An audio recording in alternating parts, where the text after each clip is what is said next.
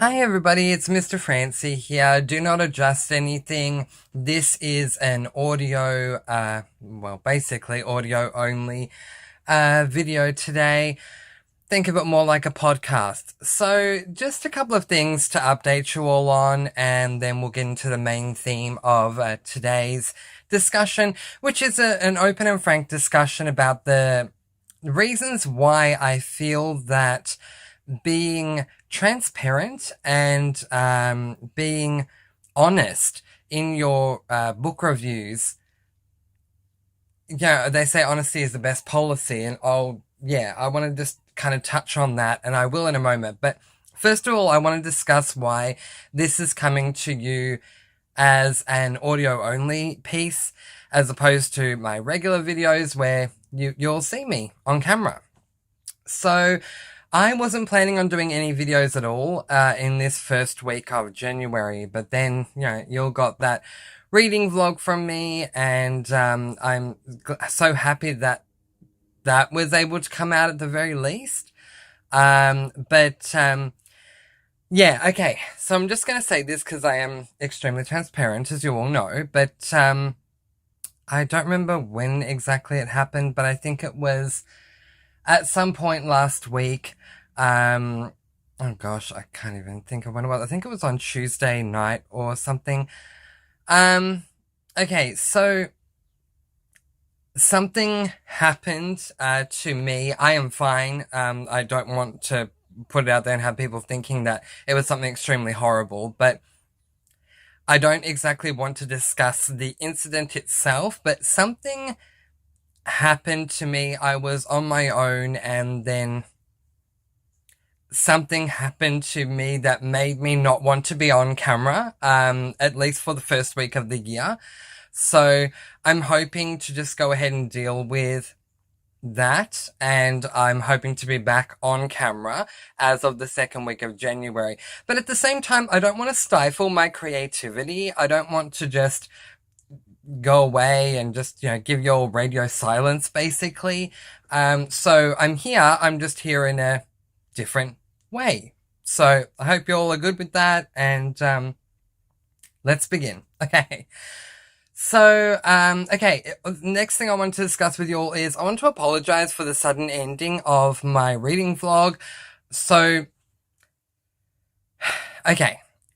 It says in my reading vlog that I just got too busy to do an update, and that is partially true. And while my editor wrote that in for me, I actually wrote the information for my editor, and my editor put it up on the video verbatim what I wrote. So those are my words, but I want to be a little more honest with you all. So that final day of my reading vlog, which was Tuesday night, I wanted to have the Christmas wish done. I didn't get it done, as I said in the writing. I had 2 hours left, and I just wasn't in the mood to do a video that night. And then right away after I was done reading, and then later that night, that thing that I'm saying and yet not really saying happened. So I just no longer wanted to be on camera anymore. And so I could have easily at some point in a normal situation just come back and filmed like a 2-minute video and said, sorry, I forgot to check in, but here's what's going on, But I decided ultimately to just leave it because I'm just not comfortable being on camera right now. So just want to apologize about that. But yeah, I got to 2 hours away by the time I reached that end of that goal setting time frame. But I did end up finishing up the book. I did love The Christmas Wish, and I will talk to you more about that in my monthly wrap. Now, because of how important my monthly wraps are to me, the monthly wrap will be delayed until that point in time when I do come back on camera. So I don't want to make my monthly wrap a podcast. So I'm going to hold off on that. It is coming, but yeah, I just need to be able to be on camera. It's just my own thing. I need to be able to be on camera to do my monthly wrap. All right. That's all the housekeeping out the way. Happy New Year, everyone. It is currently the 2nd of January in Melbourne, Australia. It is currently 12:18 p.m, so lunchtime. I am in the middle of a reading sprint and filming, filming this podcast video, and I'm feeling pretty good. I think the only tough thing about this year so far has been the extreme weather conditions.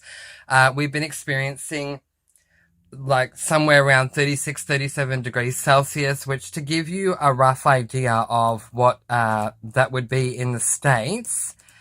So 37 degrees Celsius is 98.6 degrees Fahrenheit. It has been really, really hot days, and the nights have been extremely uncomfortable for me as well because it's tough to sleep in the heat. So while y'all are experiencing coldness or snow or whatever, we are just drowning in our own sweat over here in Australia because it's just way too hot.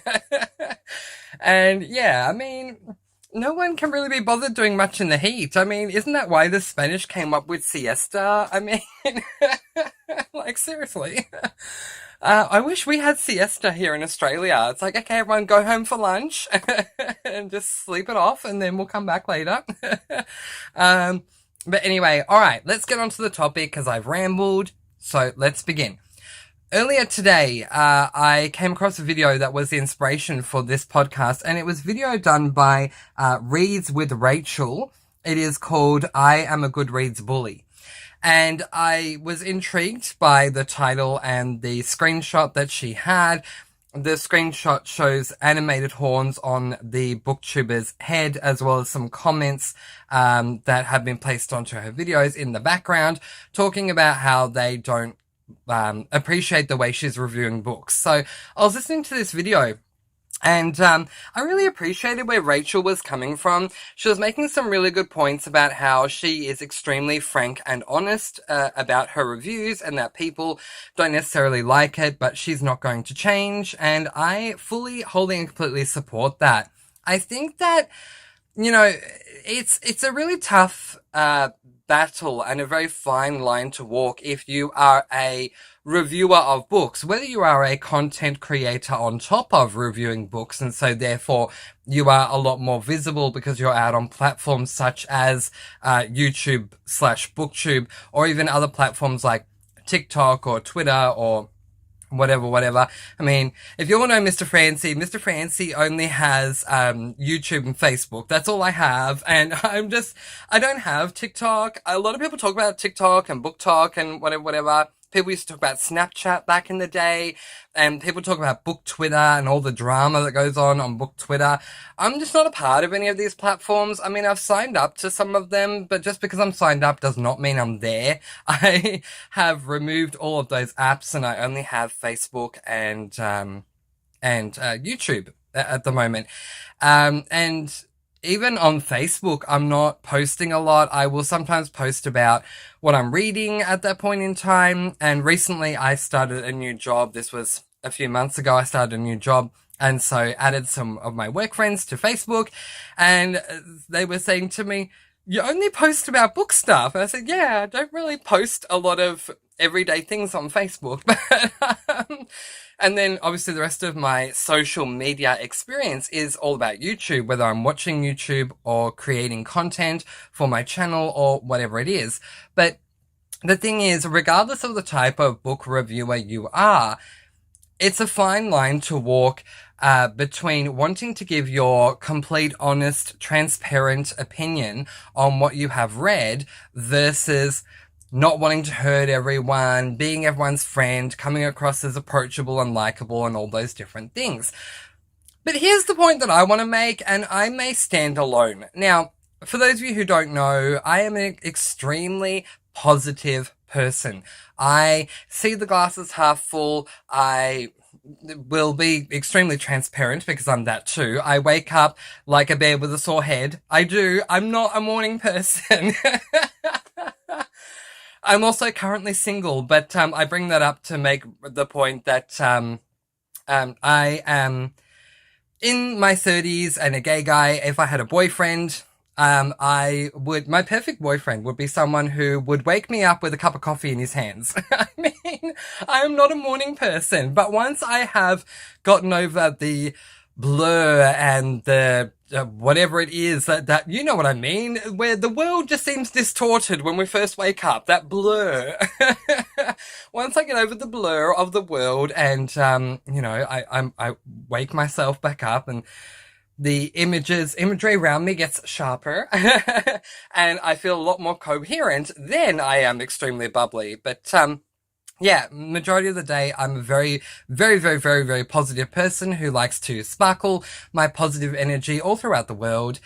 And so some people may think that I'm the sort of person when it comes to my reading, just based on that description alone, who will only give positive reviews. And if I have a negative review of a book, I'm not going to give that negative review. But the thing is, I feel that if I did that, it would be a disservice to anyone who consumed my review on whatever platform it is. I forgot to mention Goodreads. Do we see Goodreads as a social media? I don't know. If we do, I am a part of Goodreads.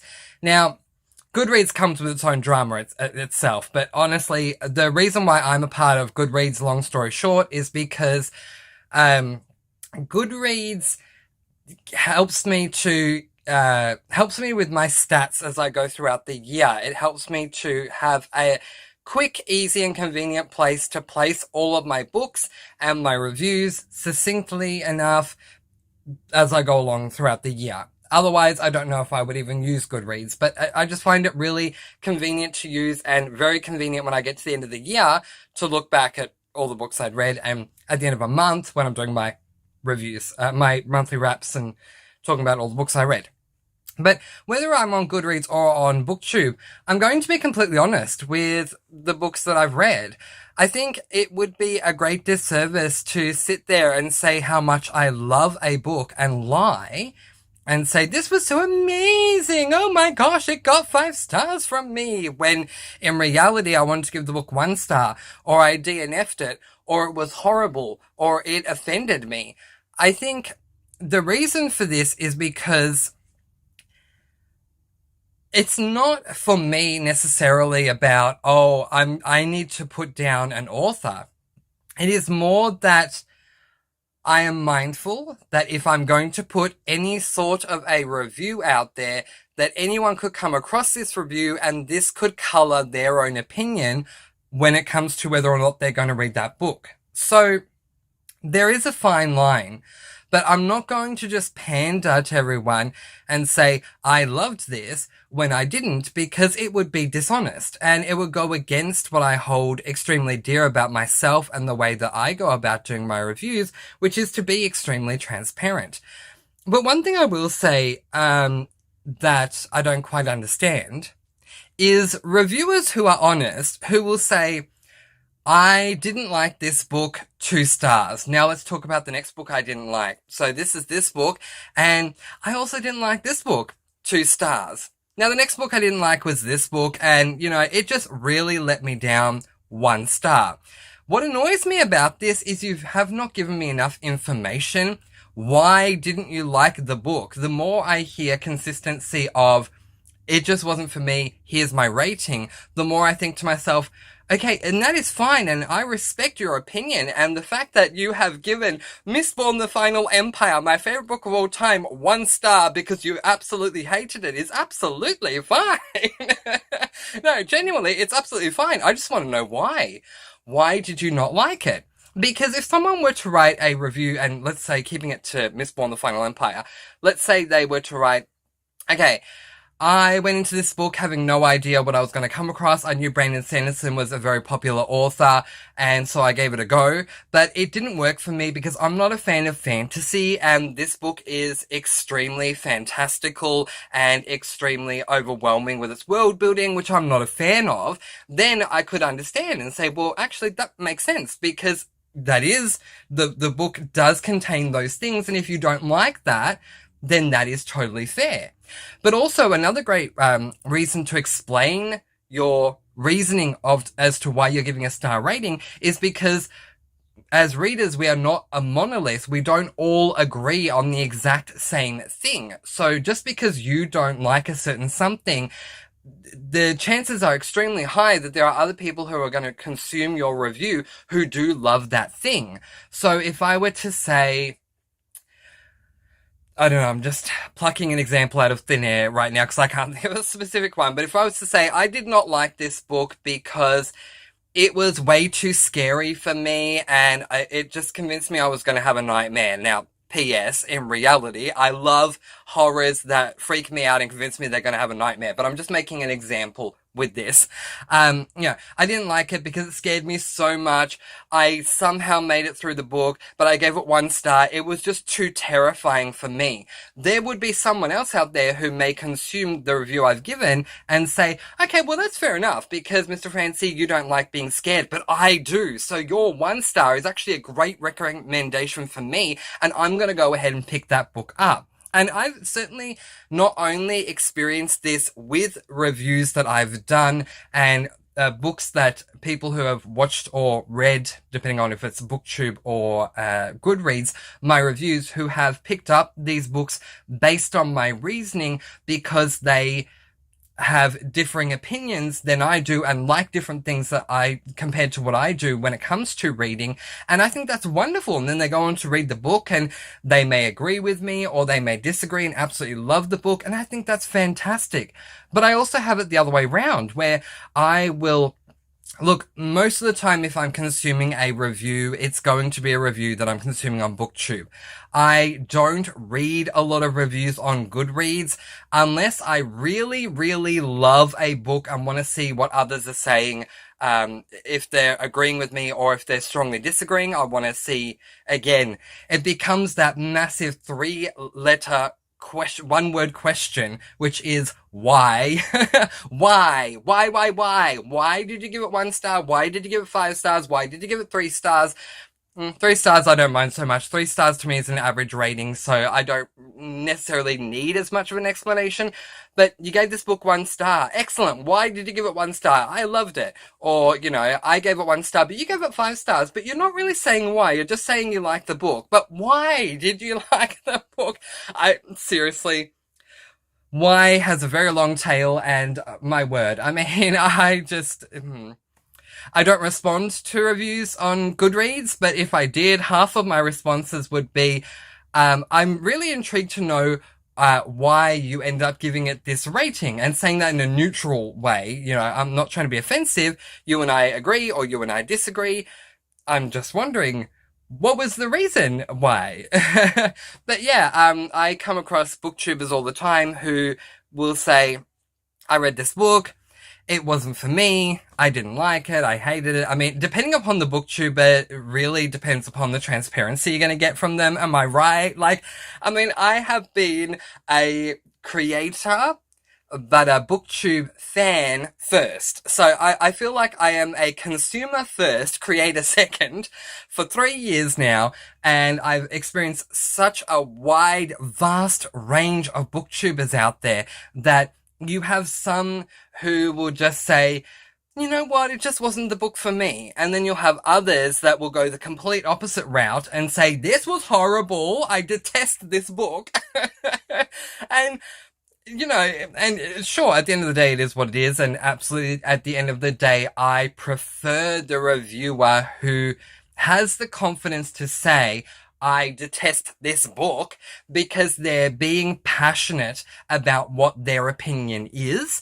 Because for me, I love seeing readers and their passion shine through. So if you are extremely passionate about something either way, freedom of speech, at least on YouTube, it's kind of a funny story too that we won't get into, but, to the extent that we have freedom of speech on YouTube, use it, if you are passionate about something, be extremely happy. You can never be too over the top. If you love a book, celebrate it to the umpteenth degree. And I love when people do. If you don't love a book, don't feel too scared to get into the nitty gritty of why. Even if you have to put in a spoiler tag and say, look, to explain it to you spoiler free is going to be too hard. So I am going to put in a spoiler here.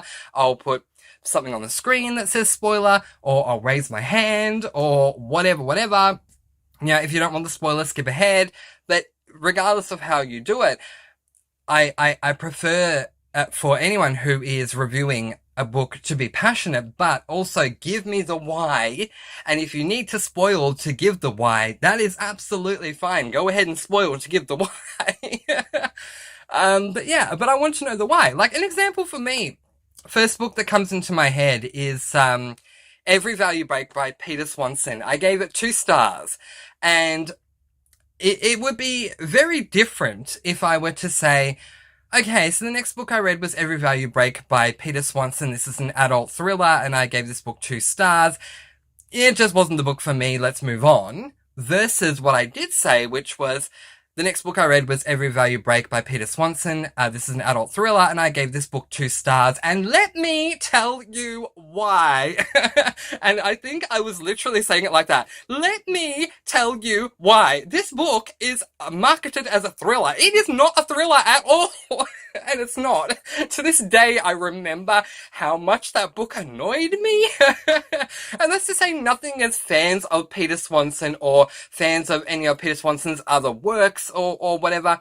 The book just did not work for me because it's a thriller, and I was so prepared to go into that book to be on the edge of my seat, because to me, that is what makes a perfect thriller. A thriller, the purpose of a thriller is to thrill you. So you're on the edge of your seat having no idea what's going to happen, and you're so far on the edge of your seat that if you jump, you might fall off your seat. That is the idea in my mind of a perfect thriller done so well.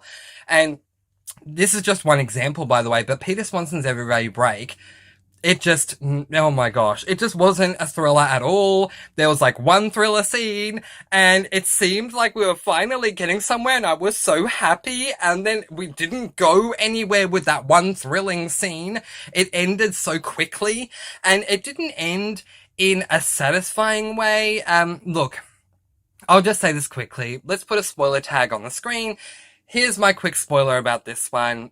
We have a moment where our protagonist and her friend are cornered. They are bound up with rope to chairs, and they are freaking out at the end of this particular chapter. And I thought, yay. Not yay that they're bound to chairs, but yay, something thrillery is finally occurring. And then, in the following chapter, the very first sentence is the villain saying, "Oh, seriously? Look how scared they are. You thought we were serious? No!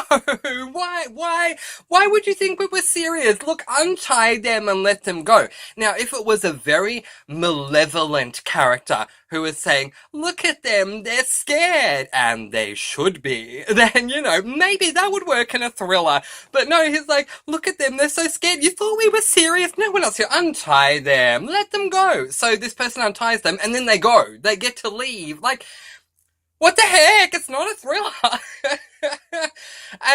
But the thing, for me is, yes, I want to give my honest opinion, because part of my channel is that I am transparent, and I'm not going to hold back, because that just wouldn't work for me to stifle my opinion, to sit there and say to y'all, the next book I read was Every Value Break by Peter Swanson. I gave this book 2 stars, and it actually was okay. Yeah, I thought it was good.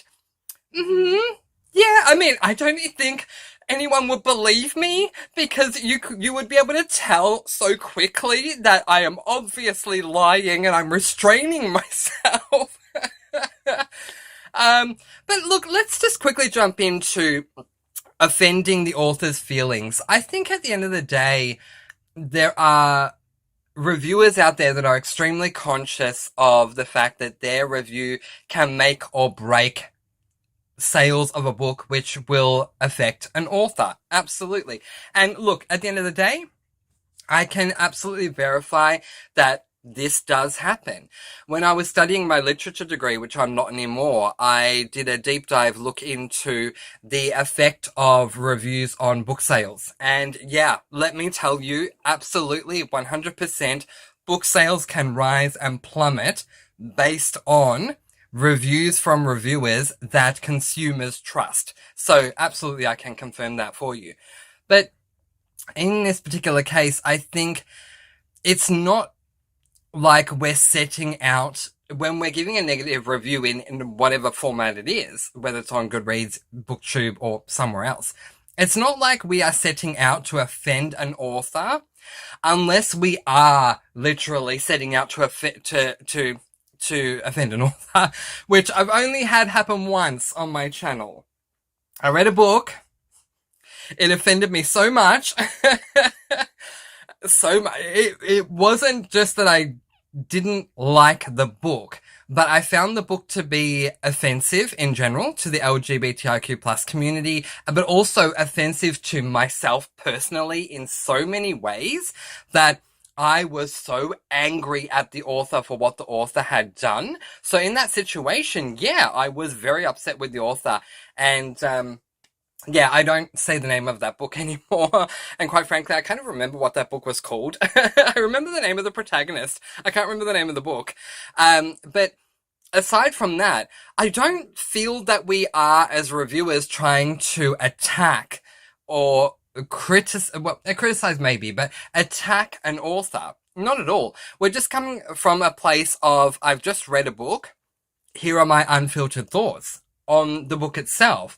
And not necessarily, here are my unfiltered thoughts on the author and how, I don't know, let's put in some words here, how stupid the author is because they can't write a book, or, I don't know, was the author taking crazy pills that day when they wrote chapter 11, or, seriously, like, did they drink every single day they wrote this because it's so horrible? It's not an attack on the authors.